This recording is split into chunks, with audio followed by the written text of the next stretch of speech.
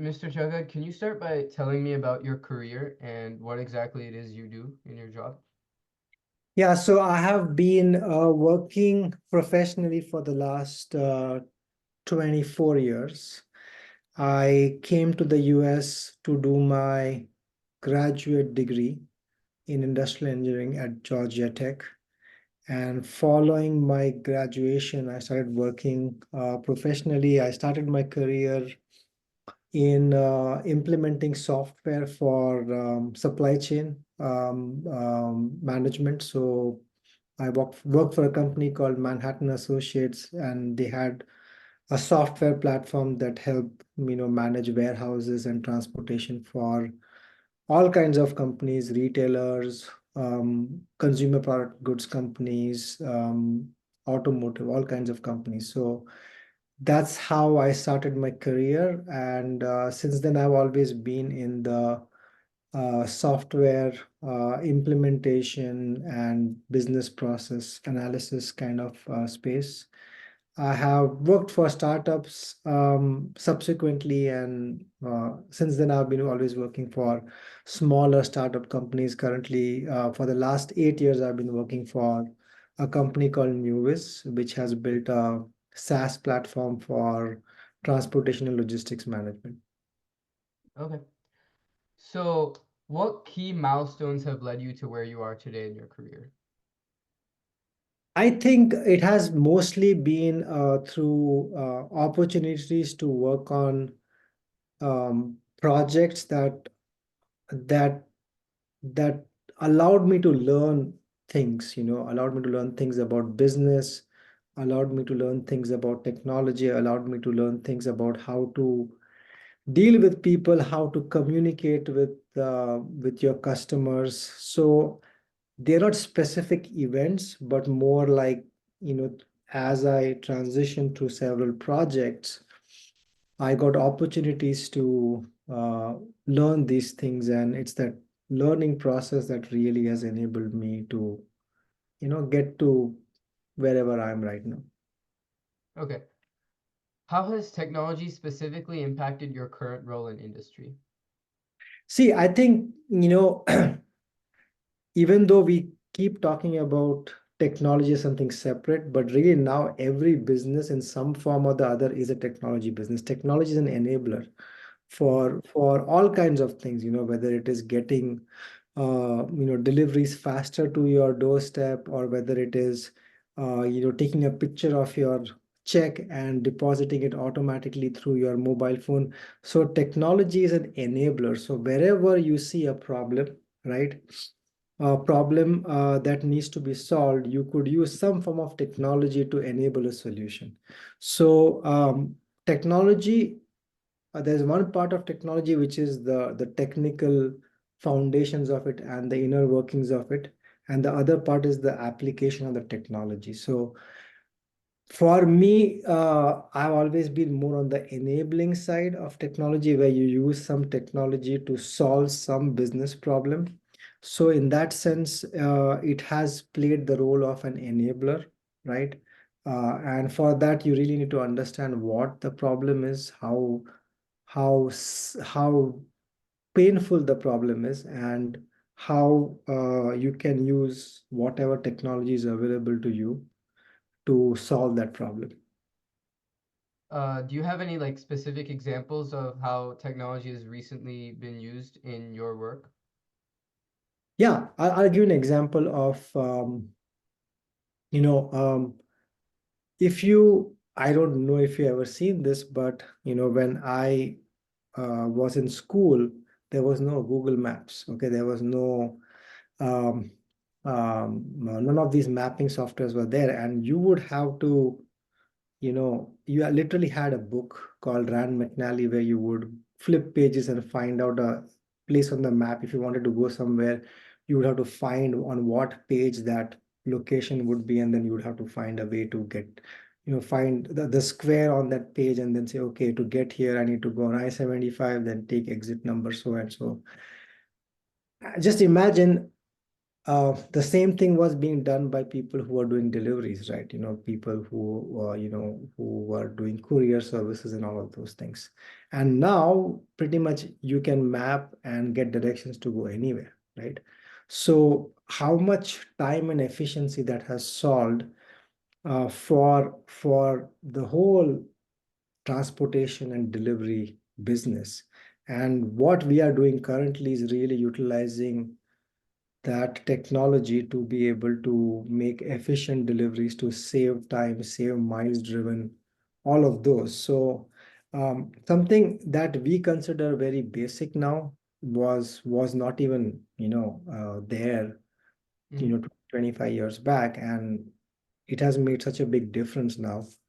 um, it's almost invisible to us, but if you did not have it, you would have to spend a lot more time figuring out things. Right. That makes sense.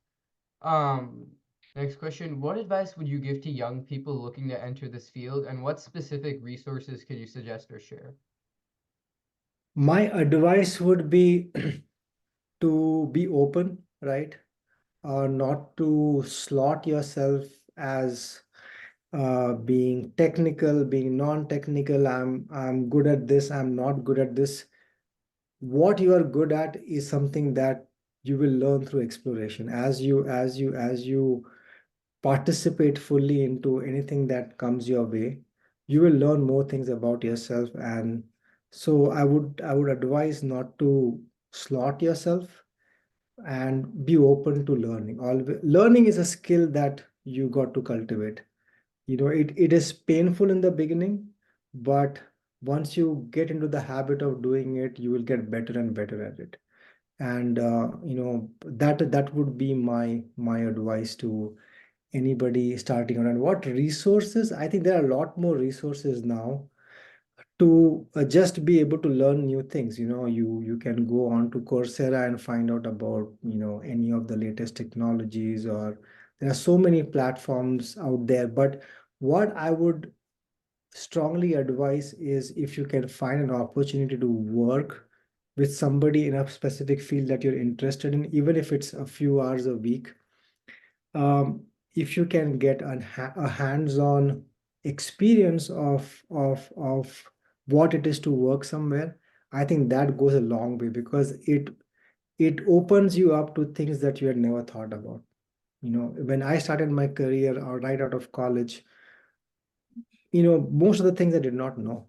And I don't think any books could have taught me that, because that's something that you get only through exposure. So I would strongly suggest to get as much hands-on experience as possible. So when you started your job, you started by learning all the skills that you couldn't learn like in theoretical knowledge? Yeah, actually, it was almost like on the job, right? You were given something and you had to figure out, okay, now to be able to do this, okay, I need to go, pull up Excel, put these things together, crunch some data, and then I got to go into this system to figure this out. So it was, on the job learning, as you were given a problem that you needed to solve. And a lot of times I did not have the answers. I had to ask people, and a lot of times you would have to ask dumb questions, think questions that you think are really dumb, but there's no such thing as a dumb question. You have to drop your ego, and you have to go and ask, and you will find surprisingly that everybody is willing to help. When you go out there and ask for guidance, there will be people who will help you. So you would say like asking questions is one of the best ways to learn new things? Yes, Okay. asking questions and really listening. Sometimes you ask questions, but you don't wait to fully even listen to the answer. So be, having that curiosity to fully absorb what is being said, and not just hearing it and listening it, but also thinking about, okay, how digesting it fully. Okay. So What are some key skills or qualities that you believe are essential for success in your field, and how can students develop these skills while still in high school? Yeah, like I said, the most important skill is your ability to learn, your ability to apply yourself, and just having that openness. It's not even a skill, it's more of an attitude. Because as technologies change, as scenarios change, skills also will be different, right? 20 years back, 25 years back, people used to program a lot in C++. Now there are very few niche applications that people program in C++. A lot of things are programmed now in Python and Java and so many other languages, right? So the skills required can change a little bit, but your openness to learning is something that you can cultivate because you'll have to always do that. Things keep changing all the time. So you would say like the skills that you utilized at the beginning of your career are much different from the skills you utilize today, right? Yeah, the what you would call as hard skills are different, but the basic layer of skills, which is basically learning new things and being open to new input and changing, dropping your ideas that you have from past, because the scenario would have changed. So currently, what position do you hold at your company? Yeah, so I manage the product and the customer support, customer success function in my company. I mean, the official role is that of a chief operating officer, but my duties are I'm responsible for the product and for implementation of our solution with customers. And I also do some part of sales and marketing. So for students and future ambitious people that want to get to such a high level in their careers, such as you are, what specific advice would you have for them? I would say you have to learn how to first, keep your energy high, keep your. A lot of people think that time is a critical resource. I feel that even more critical than time is your energy, right? So you have to pick and choose exactly what you want to spend your energy on. That is a very important thing because as you get more responsibilities, there will be many things pulling your attention in different directions, and you need to know how to how to really judiciously use your energy and attention towards things. So you need to know or learn how to prioritize things, because there are some things which are important but they're not urgent, some things which are not important but urgent, and then there are some things which are not important and not urgent. So you need to figure out what to prioritize. And above all, you actually have to prioritize your own well-being, because if you are not happy, if you are not energetic, then you will not be able to bring that to your work. You can only bring yourself to work.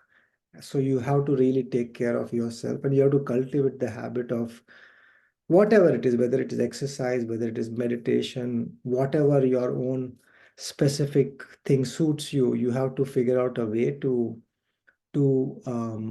conserve your energy and keep your balance. Okay. Earlier in the interview, you mentioned something about using past projects. Could you elaborate on maybe a couple of the past projects that you've worked on in your current position or previous positions? Yeah, I'll give an example of a project that I did very early in my career. Okay. It was with Dell computers. A lot of people do not know, but when you order a computer, it is a laptop or a computer, whatever.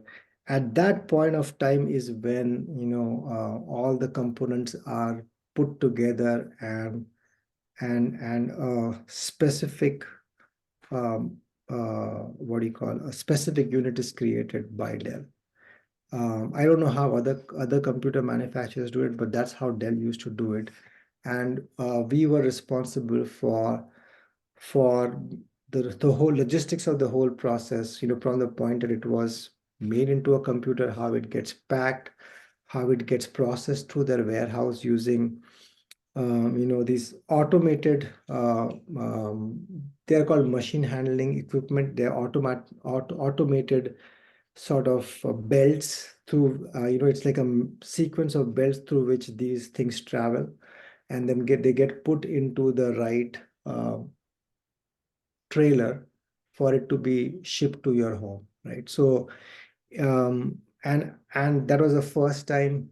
Uh, Now it's very common for camera-based recognition of, barcodes and labels and stuff like that.